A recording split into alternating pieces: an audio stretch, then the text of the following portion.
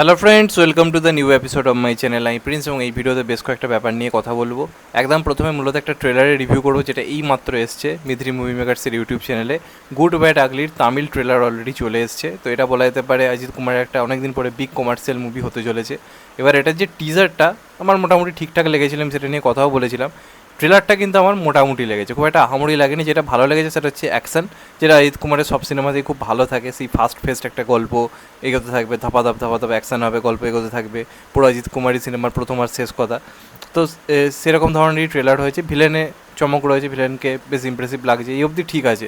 কিন্তু এইটা সেই কিন্তু typical Ajit Kumar type of cinema হতে চলেছে। যেমন এই ভালিমাই, তারপর ধরো বিবেকাম, তারপরে এই রিসেন্ট টাইমে রিলিজ হওয়া লাস্ট যে কাজটা এলো, ওই নামটা ভুলে যাচ্ছি। তো সেই রকম টাইপেরই কোথাও গিয়ে কিন্তু মুভি এটা হতে চলেছে।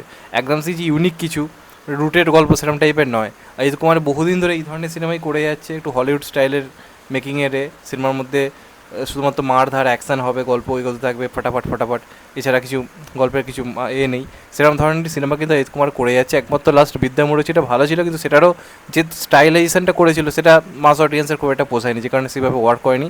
এই সিনেমাটা নিয়ে বিরাট কিছু আশা যে রাখছি তা নয়। অ্যাকশানের জন্য টিকিট কেটে দেখার জন্য ঠিক আছে, কিন্তু ওভারঅল গল্প যে বিরাট আহামরি কিছু হবে আমার কোথাও গিয়ে মনে হচ্ছে না। তারই বলা যেতে পারে কোথাও গিয়ে প্রতিপক্ষ হিসেবে থাকা থালাপতি বিজয়ের স্ক্রিপ্ট চয়েস দেখো, কত রুটেড গল্পের ওপর কাজ করছে, কত সোশ্যাল ইস্যু নিয়ে সিনেমা করছে।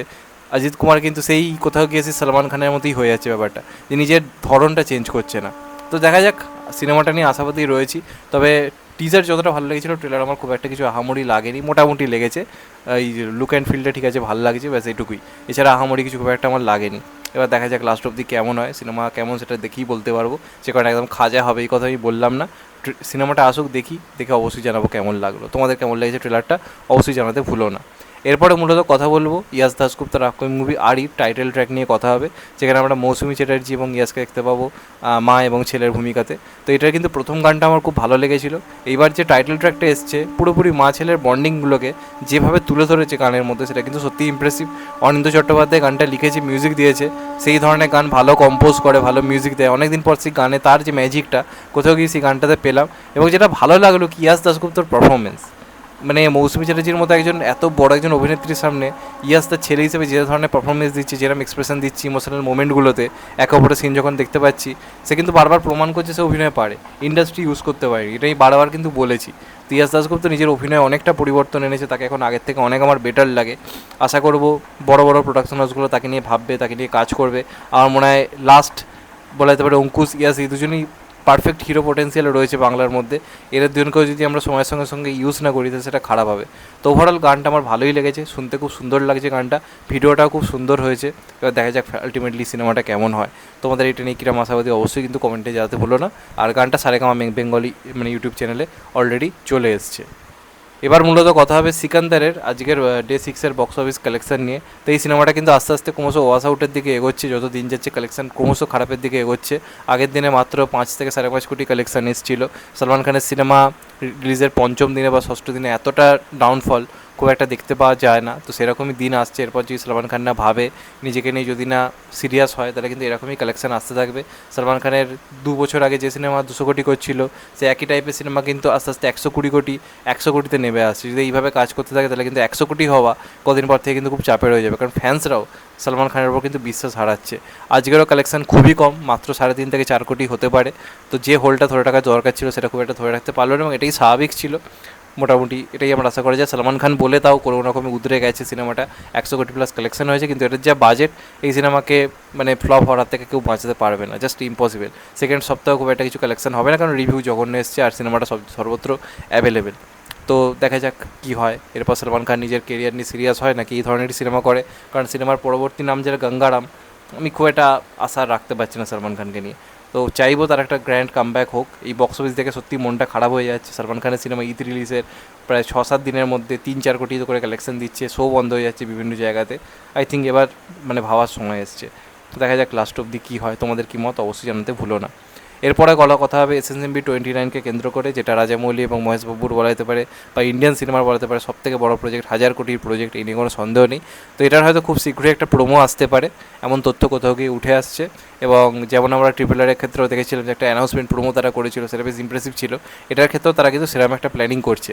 আর আজকের দিনে দাঁড়িয়ে যেখানে সবাই সিকুয়েল নিয়ে পড়ে রয়েছে, গল্প এমন করছে যাতে পরবর্তী পার্ট 2 সিনেমার মধ্যেই ঘোষণা করা যায়, রাজামৌলি এই সমস্ত দিকে কিন্তু পা রাখছে না। RRR এর ক্ষেত্রেও সেটা করেনি, আর এখন কিন্তু এই সিনেমাটার ক্ষেত্রেও সে সেটা করছে না। এটা কিন্তু মূলত একটা পার্টি হতে চলেছে, মানে যেখানে খবর আসছিল, কিন্তু তারা গল্পের গ্রিপিংটা আরও জোরদার করার জন্য তারা একটা পার্টি সিনেমাটাকে নির্মাণ করার প্ল্যানিং করছে।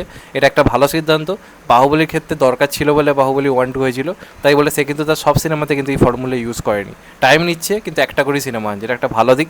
তো দেখা যাক SSMB 29 কেমন হয়। আমি খুব আশাবাদী রয়েছে এটাকে নিয়ে। মহেশবাবুকে গোটা ভারত কোথাও গিয়ে এবার বুঝবে কী জিনিস। আশা করবো একটা দারুণ কিছু আমরা পাবো। তো তোমাদের এটা নিয়ে কী মত অবশ্যই জানিও। লাস্ট কথা বলবো যেটা নিয়ে, সেটা মূলত ওয়ার 2 ভার্সেস কুলির ক্লাস নিয়ে। ওয়ার 2 আমরা জানতাম আগে থেকেই 14 আগস্টে রিলিজ করবে, আর আজকে অফিসিয়ালভাবে মেকার্সের তরফ থেকে, কুলির যারা মেকার্স তারা কিন্তু অফিসিয়ালি জানিয়ে দিল 14 আগস্ট কিন্তু তারাও রিলিজ করতে চলেছে। এবার অনেকের বক্তব্য থাকতে পারে লোকেশ কানাকড়া যে সিনেমা এর আগে যেগুলো এসছে, লিও বলি বা অন্যান্য সিনেমাগুলো, সেগুলো কিন্তু সেইভাবে মানে নর্থ ইন্ডিয়াতে কিন্তু বিরাট রকমভাবে রিলিজ করেনি। তবে তা সত্ত্বেও কিন্তু তার সিনেমা ভালো কালেকশন করে গেছে। তুমি লিও দেখে নাও, খুব লিমিটেড কিছু সিনেমা রিলিজ করেও কিন্তু মার্কেটেরই বিজনেস করেছিল, কারণ লোকেশ কানাকড়াজের একটা নির্দিষ্ট ফ্যান ফলোইং রয়েছে, প্লাস রজনীকান্তের তো রয়েছে, প্লাস আমির খানের একটা বলে তো অনেকদিন পর একটা তার মাস অ্যাপিল আমরা এই সিনেমার মধ্যে পেতে পারি। যে সব কিছু ঠিকঠাক থাকে তাকেও আমরা দারুণভাবে সিনেমার মধ্যে পেতে পারি। তো যে কারণে কিন্তু কুলি ক্রমশ এক্সপেকটেশন বাড়াচ্ছে। আর এটা ধরে নেওয়া ভুল হবে যে একদম ওয়ার 2 সামনে সিনেমাটা একদম পাত্তা পাবে না নর্থ ইন্ডিয়াতে, এটা কিন্তু ভুল কথা। কারণ ওই যে বললাম LCU এর প্রতি লোকের একটা আশা ভরসা তৈরি হয়েছে। তো ওয়ার 2 মারাত্মক শো পাবে, কিন্তু এটাও কিন্তু কিছু কম শো কিন্তু মানে পাবে না, ভালো রকম কিন্তু শো পাবে। তো একই দিনে রিলিজ হওয়া এটা একটা বিরাট বড় ব্যাপার। এবং এই সিনেমাটার কিন্তু দুটো সিনেমারই কিন্তু নিজস্ব ইন্ডাস্ট্রিতে 800 থেকে 900 কোটি 1000 কোটি নিজস্ব কালেকশন করা কিন্তু ক্ষমতা রয়েছে। এবং তেলেগুতে তো মারাত্মক করবেই, কারণ NTR রয়েছে সেখানে, রীতিমতো এই সিনেমাটা মানে একটা মার্কেটারি করতে পারে যদি NTRকে দারুণভাবে সিনেমার মধ্যে প্রেজেন্ট করে। আর নর্থটা তো ঋত্বিক রোশন একাই সামলে দেবে অ্যাজ কবির, এবং তার মাঝে কিন্তু কুলিরও পোটেন্সিয়াল মারাত্মক। কারণ আমির খানকে যদি একটু রোলেক্স টাইপের যদি প্রেজেন্ট করতে পারে না, ও সিন ভাই ভাইরাল হয়ে যাবে। তখন কিন্তু সিনেমা হলে সিনেমাটাও কিন্তু লোকে দেখতে যাবে, কারণ এমন টাইমে আসছে সব সিনেমায় কিন্তু ওয়ার্ক করে যেতে পারে, অস্বীকার কিন্তু করার কোনো জায়গা নেই। আর তামিল ইন্ডাস্ট্রিতে তো মারাত্মক চলবে, কারণ রজনীকান্ত লোকেশ কানাকড়া ভাই এমনি আগুন ব্যাপার। তো দেখা যাক লাস্ট অব্দি কী হয়। তো এই ক্লাসটা এরম বলে দেওয়া যাবে না যে কারোর কিছু যায় আসে না, যে যার জায়গায় ভালো করবে, এটা বলা খুব চাপ আছে। কারণ আজকের দিনে দাঁড়িয়ে কিন্তু সাউথের গ্রহণযোগ্যতা ক্রমশ বাড়ছে, আর বলিউডের প্রতি লোকের বিশ্বাস হারাচ্ছে। সেখানে অবশ্যই ওয়ার 2 একটা বলিউডের কাছে এই মুহূর্তে বড় চ্যালেঞ্জ। যেরকম ধরনের বক্স অফিস এখন বলিউডে আসছে, ওয়ার 2 কিন্তু এই বছর বলিউডকে বাঁচানোর জন্য একটা বলা যেতে পারে মানে ওয়ান অ্যান্ড অনলি ভরসা। তো সেটা দেখা যাক সিনেমাটা উদ্রে দিতে পারে কিনা, একটা বিরাট বক্স অফিস আনতে পারে কিনা। কিন্তু এই ক্লাস খুব একটা কিন্তু সহজ আই থিঙ্ক হবে না। তো এইগুলোই ছিল মূলত আজকের আপডেট। চ্যানেলটা নতুন হলে চ্যানেলটা সাবস্ক্রাইব করে দিও অ্যান্ড কেটে দেবে লাইকন। ভালো থেকো সবাই, টেক কেয়ার, নমস্কার, আবার দেখা হবে। এখন তো বাই, সবাই ভালো থেকো, সুস্থ থেকো, নমস্কার, টেক কেয়ার, আবার দেখা হবে। ভালো থেকো সবাই, টেক কেয়ার।